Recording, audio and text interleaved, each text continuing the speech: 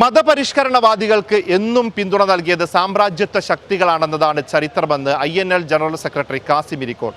കേരളത്തിൽ ഇസ്ലാം എത്തിയത് തന്നെ സുന്നി ആദർശവുമായിട്ടാണെന്നും പരിശുദ്ധ അഹ്ലുസുന്നത്തി വൽ ജമാഅത്തിന്റെ ആദർശമാണ് ഇസ്ലാം എന്നും അദ്ദേഹം കൂട്ടിച്ചേർത്തു. ഈ 2025 കുറെ പ്രസ്ഥാനങ്ങൾ 100-ാം വാർഷികം ആഘോഷിക്കുന്നുണ്ട് എന്നുള്ളതാണ്. RSS അതിന്റെ 100-ാം വാർഷികം ആഘോഷിക്കുന്നുണ്ട്. ഇപ്പൊ അടുത്ത കാലത്താണ് കേരള ജമിയത്തുൽ ഉലമ എന്ന് പറയുന്ന മുജാഹിദ് പ്രസ്ഥാനത്തിന്റെ പണ്ഡിത സഭ ആഘോഷിച്ചത്. ആഗോളത്തിൽ തന്നെ സയോണിസം വരുന്നത് 1920-കളിലാണ്.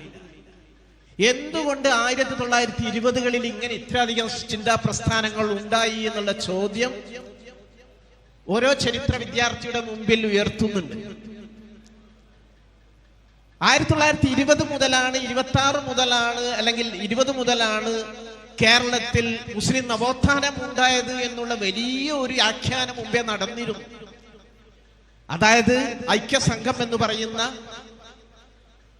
മുജാഹിദ് പ്രസ്ഥാനത്തിന്റെ ആദ്യ രൂപം വന്നതോടുകൂടിയാണ് കേരളത്തിൽ നവോത്ഥാനം ഉണ്ടാകുന്നത് എന്നും ഈ സമസ്ത കേരള ജമിയത്തുൽ ഉലമ അതിന്റെ ഒരു റെസ്പോൺസീവ്, ഒരു പ്രതികരണ പ്രസ്ഥാനം മാത്രമാണെന്നുള്ള ഒരു ഭാഷ്യം ഉണ്ടായിരുന്നു.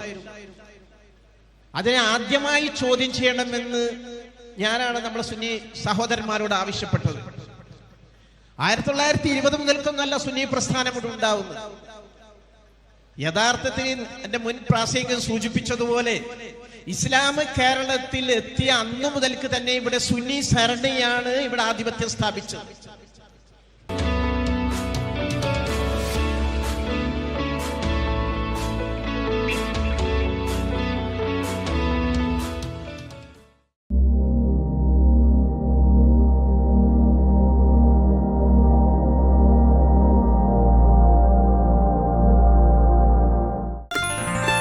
waytonikah.com, the exclusive Muslim matrimonial site.